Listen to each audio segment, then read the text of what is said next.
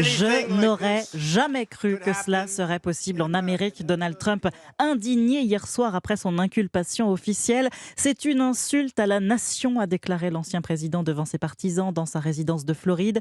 Ressorti libre et sans contrôle judiciaire de son audience historique, le milliardaire de 76 ans devrait être jugé en janvier prochain. La loi est la même pour tous, a déclaré le procureur de Manhattan, Alvin Bragg. Bonjour Anne Toulouse. Bonjour. Correspondante d'Europe 1 aux États-Unis, Anne, le procureur a détaillé hier 34 chefs d'inculpation pour falsification de documents comptables. Alors on se demandait s'il allait sortir de son chapeau d'autres accusations, mais non.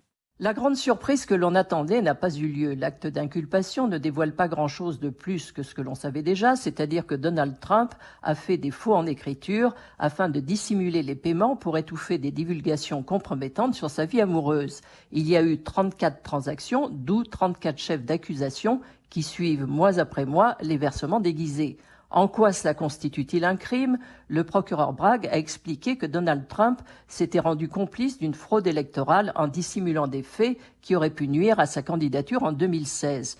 Il est resté assez vague et on ne connaîtra l'étendue des faits que s'il y a un procès dans quelques mois. Donald Trump a échappé à ce qui aurait été une péripétie explosive.